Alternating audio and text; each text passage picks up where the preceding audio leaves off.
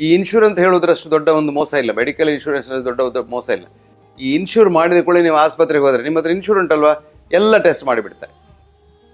ಇದರಲ್ಲಿ ನೋಡಿ ಒಂದಕ್ಕೊಂದು ಕನೆಕ್ಷನ್. ಈಗ ಅಮೆರಿಕದಲ್ಲಿ ಇನ್ಶೂರೆನ್ಸ್ ಕಂಪನಿಗಳು ಒಂದೊಂದೇ ಸಾಯ್ತಾ ಇವೆ. ಯಾಕಂದ್ರೆ ನಿಜವಾಗಿ ನೀವು ಇನ್ಶೂರೆನ್ಸ್ ಕಂಪನಿ ಮಾಡಿ ಜನರಿಗೆ ಒಳ್ಳೇದು ಮಾಡಿದರೆ ಇನ್ಶೂರೆನ್ಸ್ ಕಂಪನಿಯಲ್ಲಿ ಆಗ ಮಾಡಲಿಕ್ಕೆ ಸಾಧ್ಯ ಇಲ್ಲ, ಲಾಭ ಮಾಡದಿದ್ರೆ ನಿಮ್ಮ ಕಂಪನಿ ನಡೆಸಲಿಕ್ಕೆ ಸಾಧ್ಯ ಇಲ್ಲ.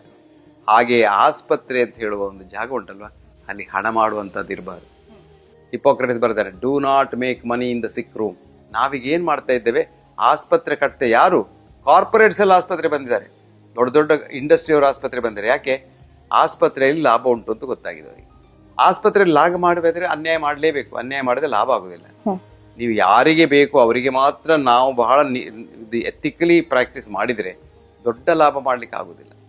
ದೊಡ್ಡ ಲಾಭ ಮಾಡ್ತಿದ್ರೆ ಈ ದೊಡ್ಡ ಆಸ್ಪತ್ರೆ ನಡೆಸಲಿಕ್ಕೆ ಆಗುದಿಲ್ಲ. ಸೊ ಎಲ್ಲ ನೋಡಿ ನಾವೇ ಮಾಡ್ಕೊಂಡು ಬಂದದ್ದು. ಹಾಗಾಗಿ ಈಗ ಜನರು ಈಗ ಕಷ್ಟಪಡ್ತಾ ಇರುವವರು ವೈದ್ಯರು ಹಾಳು ಅಂತ ಹೇಳ್ತಾರೆ. ಆದರೆ ಈಗಲೂ ಲೋಕದಲ್ಲಿ ಒಳ್ಳೆ ವೈದ್ಯರಿದ್ದಾರೆ, ತುಂಬಾ ಒಳ್ಳೆ ವೈದ್ಯರಿದ್ದಾರೆ. ಹಾಳು ವೈದ್ಯರಿಗಿಂತ ಹೆಚ್ಚು ಒಳ್ಳೆ ವೈದ್ಯರಿದ್ದಾರೆ. ಆದರೆ ಅವರು ತೋರಿ ಬರೋದಿಲ್ಲ.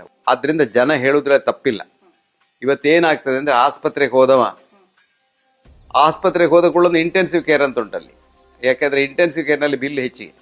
ಈ ಇಂಟೆನ್ಸಿವ್ ಕೇರ್ ಅಂತ ಮುಂಚೆ ಎಲ್ಲ ಇರಲಿಲ್ಲ, ಇದು ಅಗತ್ಯ ಇರಲಿಲ್ಲ.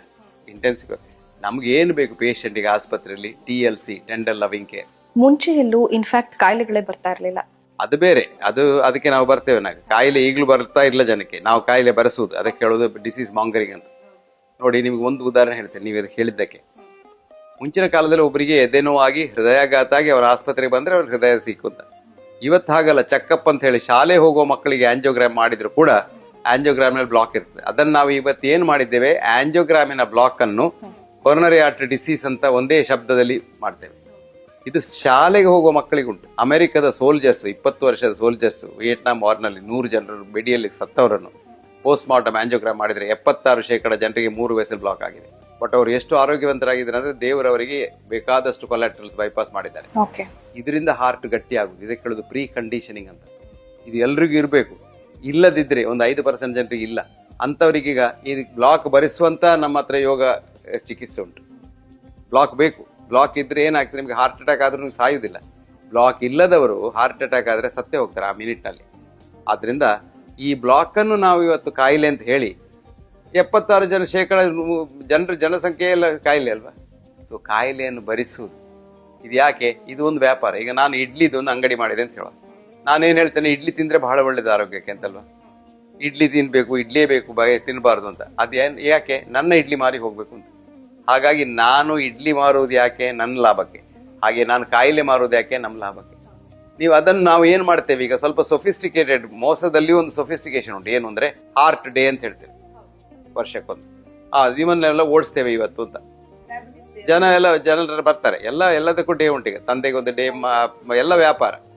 ತಂದೆ ಡೇ ಅಂದ್ರೆ ಅದು ಎಲ್ಲರನ್ನು ತಂದೆಗಳನ್ನು ಎಲ್ಲರನ್ನು ರೆಸ್ಟೋರೆಂಟ್ಗೆ ಕರ್ಕೊಂಡು ಹೋಗ್ತಾರೆ. ಆ ದಿವಸ ರೆಸ್ಟೋರೆಂಟ್ ನಲ್ಲಿ ಬಿಲಿಯಾಂತರ ಲಾಭ.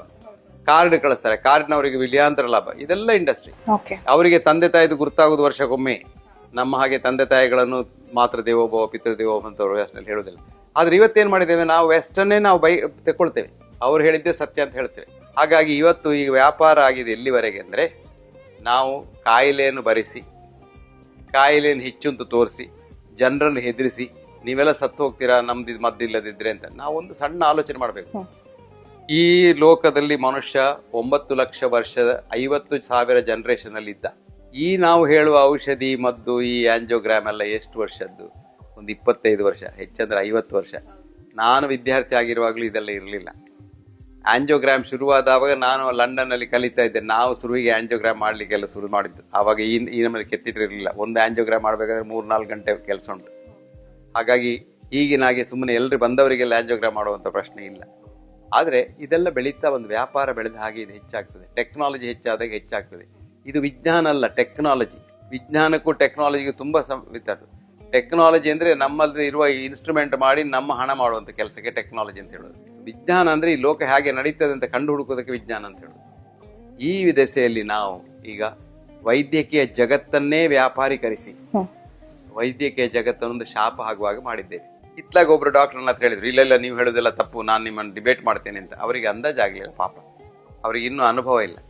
ಅವರು ಕಲ್ತಿದ್ದಾರೆ, ಒಳ್ಳೆ ಕಲ್ತಿದ್ದಾರೆ, ಅವ್ರು ಬಂದು ದೊಡ್ಡ ಡಾಕ್ಟರ್ ಆಗಿದ್ದಾರೆ, ಒಳ್ಳೆ ಆಸ್ಪತ್ರೆಗಳಿದ್ದಾರೆ. ಅವರು ಎಥಿಕಲ್ ಪ್ರಾಕ್ಟೀಸ್ ಮಾಡ್ತಾರೆ ಅಂತ ನಾನು ಕೇಳಿದ್ದೇನೆ, ಒಳ್ಳೆಯವರು ಅವರು. ಆದ್ರೆ ಅವರಿಗೆ ಈ ಲೋಕದ ಅನುಭವ ಇಲ್ಲ. ಅನುಭವದಲ್ಲಿ ಒಂದು ಅನುಭೂತಿ ಅಂತ ಉಂಟು.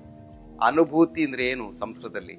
ನನ್ನ ಅನುಭವದಿಂದ ನಾವು ಕಲ್ತು ಬದಲಾಗೋದಕ್ಕೆ ಹೇಳೋದು ಅನುಭೂತಿ ಅಂತ. ಹೆಚ್ಚಿನವರಿಗೆ ನನ್ಗೆ ಇಷ್ಟು ವರ್ಷ ಅನುಭವ ಉಂಟಂತ ಹೇಳ್ತಾರೆ, ಅದನ್ನೇ ಮಾಡ್ತಾ ಇದ್ದ, ತಪ್ಪು ಮಾಡ್ತಾ ಇದ್ದದ್ದು ಅಲ್ಲ. ಅನುಭೂತಿ ಅಂದ್ರೆ ತಪ್ಪು ಮಾಡಿ ತಿಳ್ಕೊಂಡು ಅದನ್ನು ತಿದ್ದುವುದಕ್ಕೆ ಅನುಭೂತಿ ಅಂತ ಹೇಳೋದು. ಹಾಗೆ ತಿದ್ದುವಾಗ ನೋಡುವಾಗ ನಮ್ಗೇನು ಗೊತ್ತಾಗ್ತದೆ ಅಂದ್ರೆ ಈ ಲೋಕ ಹಾಳಾಗಿದೆ, ಈ ಲೋಕದಲ್ಲಿ ಏನೋ ತಪ್ಪುಂಟು. ಆದ್ರಿಂದ ಜನ ತಿಳ್ಕೊಳ್ಳೋದ್ರಲ್ಲಿ ಏನು ತಪ್ಪಿಲ್ಲ. ವೈದ್ಯರು ಅಂದ್ರೆ ಭಯ ಪಡ್ತಾರೆ ಅಂತ ನೀವು ಹೇಳಿದ್ರಿ, ಅದು ಸತ್ಯ. ಯಾಕಂದ್ರೆ ವೈದ್ಯರ ಹತ್ರ ಹೋದ್ಕೊಂಡು ನೀವು ಪೇಷಂಟ್ ಆಗ್ತೀರಾ. ಅಮೆರಿಕದಲ್ಲಿ ಒಬ್ರು ಪ್ರೊಫೆಸರ್ ಇದ್ರು, ಅವಳು ಕಲಿಸ್ತಾ ಇದ್ರು, ಅವಳು ಒಂದು ದಿವಸ ಸ್ಟೂಡೆಂಟ್ ಕೇಳಿದ್ರು, ಹೂ ಇಸ್ ಎ ಪೇಷಂಟ್ ಅಂತ. ಅವನೇನು ಹೇಳಿದ, man or woman who sees a doctor becomes a patient ಅಂತ. ಇವಳಿಗೆ ಶಾಕ್ ಆಯ್ತು, ಅಯ್ಯೋ ಕಡವಳೆ, ಹಾಗಿದ್ರೆ ಡಾಕ್ಟರ್ ನೋಡಿದ ಕೂಡ ಪೇಷಂಟ್ ಆಗ್ತೀಯ? ಅವ್ನು ಹೇಳಿದ ಹೌದು.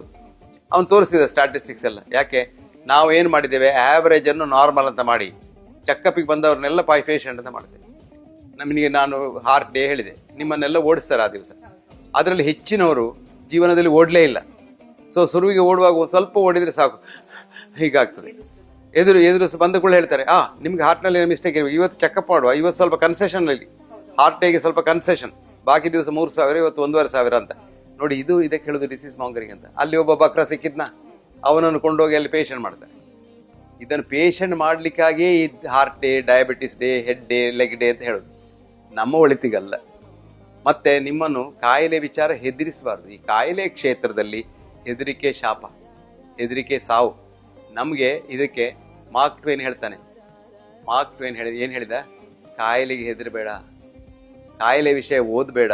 ಅವನು ಆಗ ಬರ್ತಿದ್ದಾನೆ, ಏನು, do not read health books, you may die of a misprint ಅಂತ. ನೀನೆಲ್ಲದರ ಪುಸ್ತಕ ಓದಿ ಅದರಲ್ಲಿ ಹೆಚ್ಚು ಕಡೆ ಬಿದ್ದರೆ ಅದ್ರ ಹೆದರಿಯೇ ನೀನು ಸತ್ತು ಹೋಗ್ತೀಯ ಅಂತ. ಇವತ್ತು ನೀವು ಪುಸ್ತಕ ಓದಬೇಕು ಗೊತ್ತಿಲ್ಲ, ಪುಸ್ತಕ ನಿಮ್ಮ ಎದುರಿ ಬರ್ತದೆ. ಟೆಲಿವಿಷನ್ ಚಾನಲ್ ಓಪನ್ ಮಾಡಿದ್ರೆ ಬೆಳಿಗ್ಗೆಯಿಂದ ಸಂಜೆವರೆಗೆ ಕಾಯಿಲೆದ್ದೇ ಅವಸ್ಥೆ, ಎಲ್ರಿಗೆ ಕ್ಯಾನ್ಸರು, ಎಲ್ರಿಗೂ ಹಾರ್ಟ್ ಅಟ್ಯಾಕ್ ಅಂತ. ಇದನ್ನು ಕೇಳಿಯೇ ಜನ ಸತ್ತು ಹೋಗ್ತಾರೆ. ಹಾಗಾಗಿ ನಮ್ಮ ಈ ಒಂದು ವ್ಯಾಪಾರೀಕರಣ ಈ ಕ್ಷೇತ್ರವನ್ನು ಹಾಳು ಮಾಡಿದೆ ಅಂತ ಹೇಳೋದಕ್ಕೆ ತುಂಬ ಪುರಾವೆಗಳಿವೆ, ಬೇಕಾದಷ್ಟು ಪುಸ್ತಕಗಳಿವೆ. ಇತ್ತೀಚೆಗೆ ಒಬ್ಬರು ಬಹಳ ದೊಡ್ಡ ಹಿಸ್ಟ್ರಿ ಪ್ರೊಫೆಸರ್ ಲಂಡನ್ನಲ್ಲಿ ಒಂದು ಪುಸ್ತಕ ಬರೆದಾರೆ, ಬ್ಯಾಡ್ ಮೆಡಿಸಿನ್ ಅಂತ. ಪುಸ್ತಕದ ಹೆಸರು ಬ್ಯಾಡ್ ಮೆಡಿಸಿನ್. ಅದರ ಸೈಡ್ ಹೆಡ್ಡಿಂಗ್ ಏನು ಅಂದ್ರೆ ಡಾಕ್ಟರ್ಸ್ ಹಾರ್ಮಿಂಗ್ ಸೊಸೈಟಿ ಸಿನ್ಸ್ ಹಿಪೋಕ್ರಟಿಸ್ ಅಂತ. ಅವ್ರ ಹೆಸರು ಡೇವಿಡ್ ವೂಟನ್ ಅಂತ. ಈ ಪುಸ್ತಕ ಎಲ್ಲ ಡಾಕ್ಟರ್ಗಳು ಓದಬೇಕು. ಸಮಾಜದವರು ಓದ್ತಾರಲ್ಲ, ಅವ್ರು ಬೇಡ, ಡಾಕ್ಟರ್ ಓದಬೇಕು. ಆವಾಗ ಅವ್ರಿಗೆ ಗೊತ್ತಾಗ್ತದೆ ನಾವು ಯಾವ ರೀತಿಯಲ್ಲಿ ಈ ಸಮಾಜವನ್ನು ಅನ್ಯಾಯ ಮಾಡ್ತಾ ಬಂದಿದ್ದೇವೆ ಅಂತ. ಹಾಗಾಗಿ ನಮಗೆ ಇದನ್ನು ಸರಿ ಮಾಡ್ಲಿಕ್ಕೆ ಸಾಧ್ಯ ಉಂಟು. ಇದು ಯಾರು ಹೊರಗಿನವರು ಸರಿ ಮಾಡ್ಲಿಕ್ಕೆ ಸಾಧ್ಯ ಇಲ್ಲ. ಇದನ್ನು ಪೊಲೀಸ್ ಮಾಡಿ ಸರಿ ಮಾಡ್ಲಿಕ್ಕೆ ಸಾಧ್ಯ ಇಲ್ಲ, ಕಾನೂನು ಮಾಡಿ ಸರಿ ಮಾಡ್ಲಿಕ್ಕೆ ಸಾಧ್ಯ ಇಲ್ಲ, ಅಥವಾ ಬ್ಯಾನ್ ಮಾಡಿ ಸರಿ ಮಾಡ್ಲಿಕ್ಕೆ ಸಾಧ್ಯ ಇಲ್ಲ. ನಮ್ಮಲ್ಲಿ ಹಾರ್ಟ್ ಟ್ರಾನ್ಸ್ಪ್ಲಾಂಟ್ ಆಗಬೇಕು, ನಮ್ಮ ಹೃದಯ ಪರಿವರ್ತನೆ ಆಗಬೇಕು. ಪ್ರತಿಯೊಬ್ಬ ಡಾಕ್ಟ್ರು ಕೂಡ ಆಲೋಚನೆ ಮಾಡಬೇಕು. ನಾನು ಡಾಕ್ಟರ್ಗಳಿಗೆ ಹೇಳೋದು ಒಂದೇ ಪ್ರಶ್ನೆ, ನನಗೆ ಕಾಯಿಲೆ ಬಂದರೆ ನಾನು ಎಂಥ ಡಾಕ್ಟ್ರ್ ಬೇಕು ಅಂತ ಎಣಿಸ್ತೇನೆ, ಅಂಥ ಡಾಕ್ಟ್ರ್ ಬೇಕು ನೀವು ಆಗಬೇಕು. ಇದಕ್ಕೆ ಹೇಳೋದು ನಿಮ್ಮ ಹೃದಯವನ್ನು ಪರಿವರ್ತಿಸುವುದು. ಈಗ ಎಲ್ಲಿವರೆಗೆ ಅಂದರೆ ಹೆಚ್ಚಿನ ಡಾಕ್ಟ್ರಿಗೆ ಆಸ್ಪತ್ರೆ ಹೋಗ್ಲಿಕ್ಕೆ ಹೆದರಿಕೆ. ಅವ್ರಿಗೆ ಗೊತ್ತುಂಟು ಆಸ್ಪತ್ರೆಯಲ್ಲಿ ಏನು ಮಾಡ್ತಾರೆ ಅಂತ. ಹಾಗಾಗಿ ಅವರಿಗೆ ಹೆದರಿಕೆ. ಮತ್ತು ಎಲ್ಲ ಸ್ವಲ್ಪ ವಯಸ್ಸಾದವ್ರಿಗೆ ಏನು ಹೆದರಿಕೆ ಅಂದರೆ ಆ ಇಂಟೆನ್ಸಿವ್ ಕೇರ್ನಲ್ಲಿ ಹೋಗಿ ಸಾಯ್ಲಿಕ್ಕೂ ಬಿಡುವುದಿಲ್ಲ, ಇಲ್ಲ ಜೀವನವನ್ನು ಸುಮ್ಮನೆ ಅದು ಟ್ಯೂಬ್ ಎಲ್ಲ ಹಾಕಿ ಇದು ಮಾಡ್ತಾರೆ ಅಂತ ಹೆದರಿಕೆ ಎಷ್ಟೋ ಜನರಿಗೆ. ಆದ್ದರಿಂದ ನೀವು ಹೇಳಿದ ಪ್ರಶ್ನೆ ಬಹಳ ಸತ್ಯ. ಮತ್ತೆ